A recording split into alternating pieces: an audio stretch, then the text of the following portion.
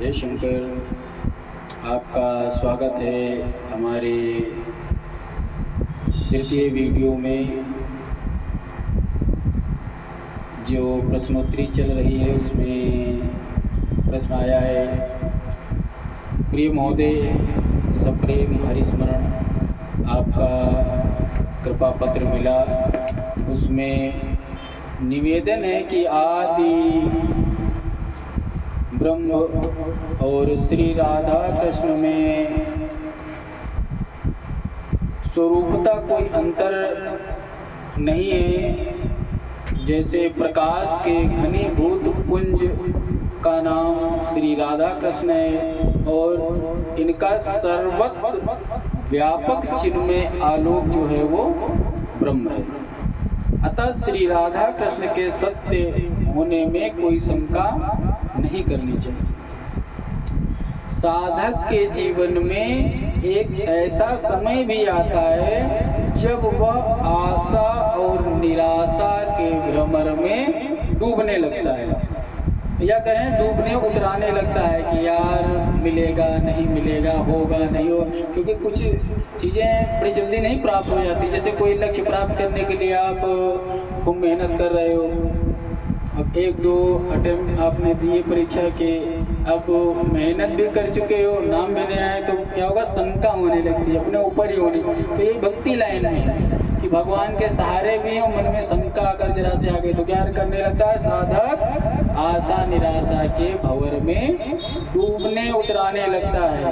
उस समय धैर्य और अखंड विश्वास की आवश्यकता होती है। जब हम बीच में हों, विश्वास होने पर ही स्वयं प्रभु हाथ बढ़ाकर साधक को अपने पास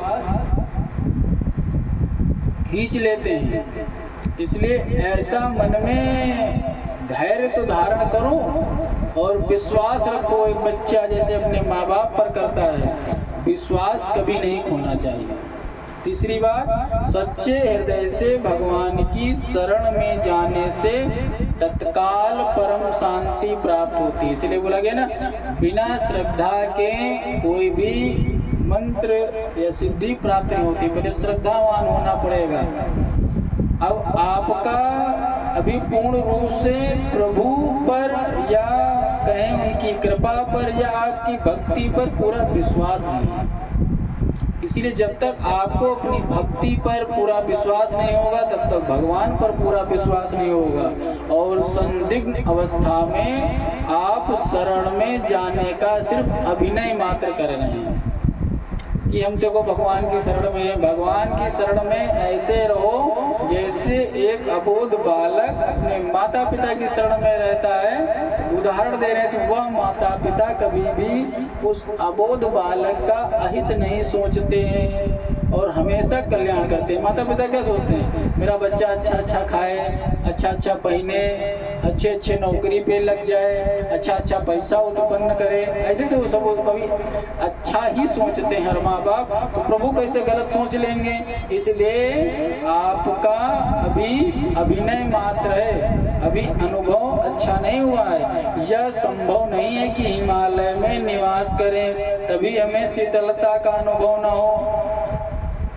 जहाँ हिमालय में रहें, बर्फ में बैठे हो, तब वो शीतलता ना मिले। इसलिए मैं भगवान की शरण में आ गया और सर्वशक्तिमान भगवान का वरद हस्त मेरे मस्तक पर है। ऐसा दृढ़ विश्वास होने पर कभी भी मन में अशांति नहीं आएगी। जहाँ मन में शंका आया किंतु परंतु तो उलझन हो जाती है, अशांति हो जाती है। इसलिए अधैर्य से कोई चीज प्राप्त नहीं होती है। चौथी बात, आप लिखते क्या है, मुझे और कोई आकांक्षा नहीं है। मेरी तो सभी कोई इच्छा नहीं है। मैं ऐसे ज़्यादातर लोग कहते मिलते हैं, हमारी तो कोई इच्छा नहीं, बस प्रभु एक बार क्या करें, दर्शन हो जाए और भक्ति देकर मुझे प्रभु अपनी शरण में ले लें। अरे तो ये गति तो बड़ी उत्तम है, ये बात बड़ी उत्तम है। प्राप प्रभु को पाने के लिए जितने लालायित हैं वचन से, उतना हृदय से भी तो होइए। और उससे अधिक तुमसे अधिक तुमको प्रेम करने के लिए लालायित, यानी बच्चे से ज्यादा प्रेम करने के इच्छुक माता पिता रहते हैं। बच्चे को इतना आकर्षण अपने माता पिता पे नहीं, जितना माता पिता का आकर्षण अपने बच्चों पे होता है। इसलिए वे दर्शन और भक्ति देकर मुझे शरण में ले लें, इस शर्त का होना ही एक भगवान से क्या हुआ, सौदा करना हो गया कि अगर मम्मी पापा अगर मेरे नाम वसीयत कर दें तभी हम समझेंगे उन्होंने हमको, नहीं आगे बड़े होकर के कहीं हमको निष्कासित कर दे तो शंका हो गई ना। पहले एग्रीमेंट करवा लो कि हमको भी माँ बाप सारी जमीन जायदाद देंगे तभी हम मानेंगे मेरे, तो सौदा हो गया, भक्ति कहाँ हो गई। इसलिए लेने का कोई प्रश्न ही नहीं। आप शरण में जाइए तो अपने को समर्पित तो करिए, वहाँ सबके लिए सदा द्वार खुले रहते हैं, वहाँ कोई शर्त नहीं है। इसलिए आपने जो भगवत दर्शन का साधन पूछा है कि शीघ्र भगवत दर्शन के उपाय बताइए, हमको लग रहा है यही प्रश्न निकल गया है कि भगवान को प्राप्त करने के हमें कुछ अच्छा मार्ग दीजिए। तो मन में शंका है, श्री कृष्ण राधा परम ब्रह्म है कि परम ब्रह्म कोई दूसरा है, तो इष्ट सदगुरु के माध्यम से प्राप्त करिए और इष्ट के प्रति पूर्ण समर्पण। इसलिए वास्तव में ऐसा कोई साधन नहीं है जो भगवान को दर्शन देने के लिए विवश कर सके।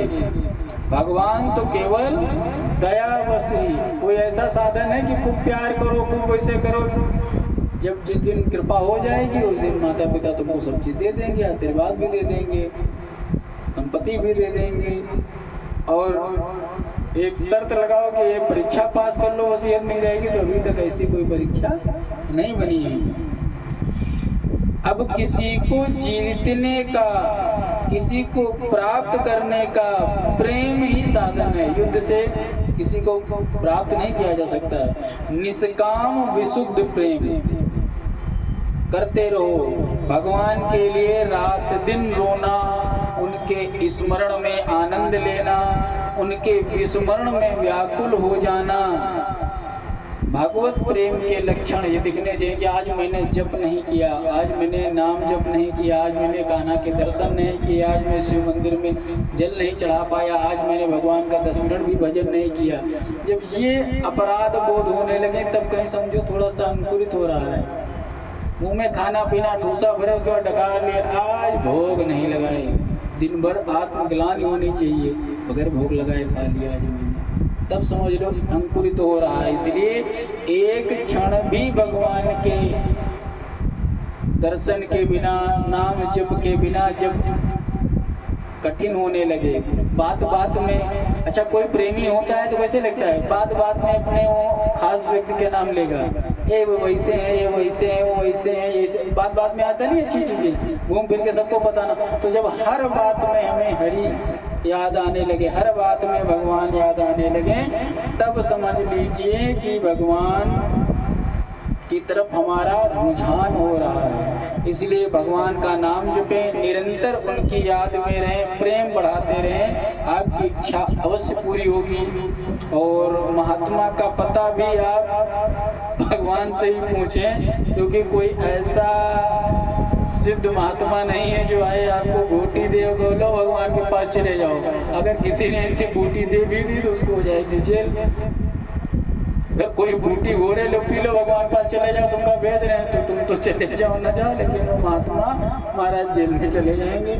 इसलिए कोई भी महात्मा का पता भगवान से पूछो, और जब महात्मा मिल जाएंगे तो उस महात्मा से पता भगवान का पूछो। यानी ईश्वर की निरंतर भक्ति करते रहो, सदगुरु मिल जाएंगे, और जब सदगुरु मिल जाएंगे तो वही भगवान से तुमको मिला देंगे। शेष भगवत कृपा, हरि स्मरणा, आप सभी का कल्याण हो। मां पार्वती पते हर हर महादेव।